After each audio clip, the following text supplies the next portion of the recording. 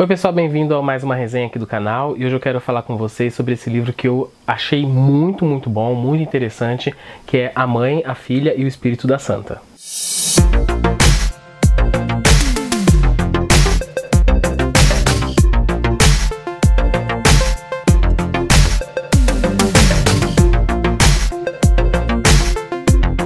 Bom, esse livro aqui é do autor P.J. Pereira, que é um autor nacional, e ele já escreveu a trilogia dos Deuses de Dois Mundos, que é uma história que mistura os orixás com o universo de São Paulo e das metrópoles, e é muito bacana também. Esse livro aqui ele vai contar a história da Pilar. Então, se você já leu a trilogia dos Deuses de Dois Mundos, a Pilar não vai ser tão desconhecida assim para você.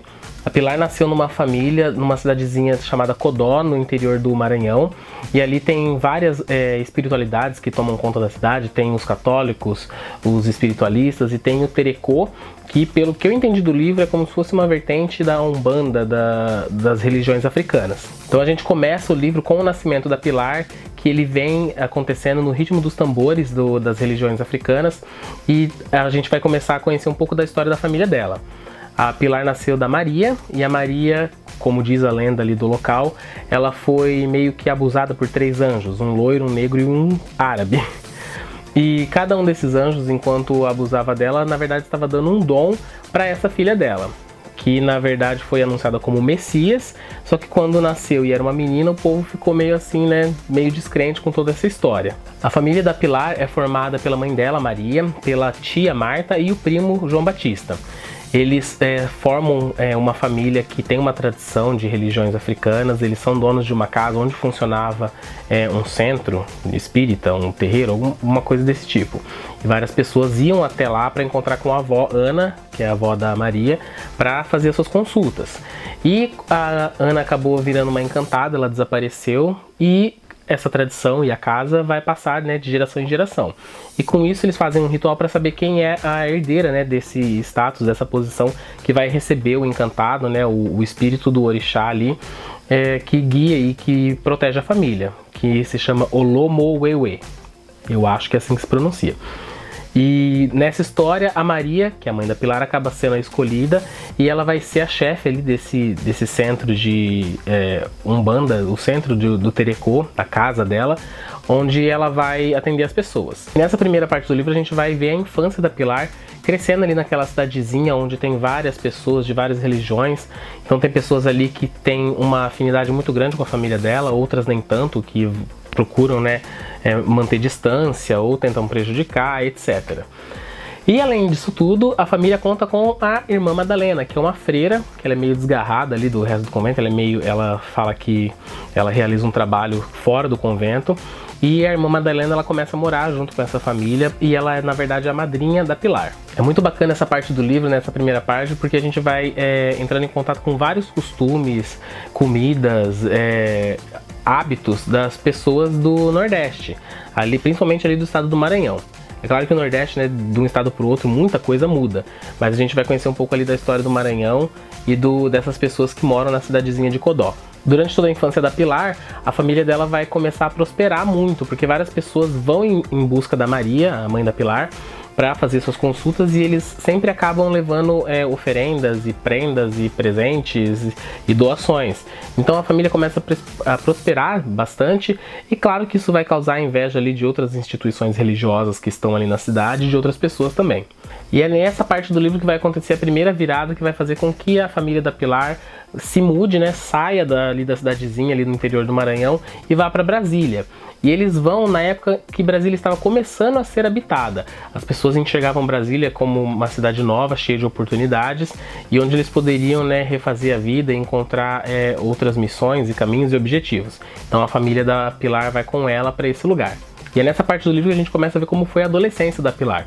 Ela vai se envolver em uma série de situações, conhecer diversas pessoas que vão meio que levar ela de encontro com a missão dela e com a decisão dela começar ou não receber o Olomô, que o guia espiritual ali da família dela. E também esses fatos vão fazer com que ela encontre o Ribamar, que foi um antigo namorado da mãe dela, e que existe aquela dúvida se ele é pai dela, e aquela história dos anjos é toda inventada, ou se realmente ele não tem nenhum parentesco ali com a Pilar. o Ribamar ele deixou toda a tradição africana para trás e ele se tornou evangélico. Então a Pilar vai começar a entrar em contato com ele e vai começar a frequentar a mesma igreja que ele. Só que a Pilar tem um espírito empreendedor muito grande e ela vai fazer com que as doações, as ofertas da igreja dele quadripliquem, né? A igreja começa a chamar muito atenção, inclusive dos donos da franquia ali da igreja, que são do Rio de Janeiro. E aí mais uma reviravolta vai acontecer na história e vai mudar todo o rumo da vida aí da Pilar. Durante o início do livro, a gente sente muito forte a presença do Olomou e de toda a tradição ali africana que opera na família da Pilar, que ajuda nas decisões e na missão que eles têm. Só que conforme a Pilar vai crescendo e vai se tornando adolescente, parece que essa ligação com o espírito Olomou vai meio que se perdendo. E aí a gente começa a se questionar se aquelas situações que estão sendo descritas são realmente experiências espirituais que a Pilar está tendo, ou se na verdade é tudo uma manipulação da parte dela para se dar bem de alguma forma. E tendo isso em mente, quando ela entra na vida adulta dela, ela desenvolve uma verdadeira obsessão, porque ela precisa se tornar a maior missionária, a maior líder religiosa ali do país. Então ela vai investir em várias coisas para tentar se tornar essa figura, né, icônica da fé ali no Brasil. Ela vai pesquisar várias coisas, fazer várias viagens e vai tentar de alguma maneira manipular tudo isso a favor dela para se tornar essa figura que ela tanto almeja ser. E também é nessa parte que a gente começa a ver o tanto que a religião, enquanto instituição, consegue moldar e abusar tanto das pessoas. A gente vai ver uma série de situações aqui onde as pessoas se entregam de cabeça à sua religião sem um mínimo de questionamento e acaba se propondo a participar de situações que nenhuma pessoa deveria participar. E o mais legal é que o livro, né, o autor não questiona a fé de ninguém. Pelo contrário, ele respeita a fé, tanto a evangélica, tanto a católica, as religiões africanas. Ele trata isso tudo com muito respeito. O que ele está questionando aqui é o papel dos líderes espirituais que manipulam todas essas pessoas para benefício próprio e como essa máquina bem azeitada aí da religião gera fortunas sem que ninguém questione muito, né, da onde está vindo tudo isso e quais os verdadeiros motivos, as razões dessas pessoas. Enfim, esse livro aqui é um daqueles livros que você começa a ler e ele vai acabar com a tua vida porque você não quer saber de trabalhar, de estudar, de ir para lugar nenhum. Você quer sentar e ficar lendo ele até o final. E fazia tempo que eu não lia um livro igual esse aqui que vai contando, né, várias fases, o crescimento da pessoa. E aqui a gente vê desde o nascimento da Pilar até a idade adulta dela.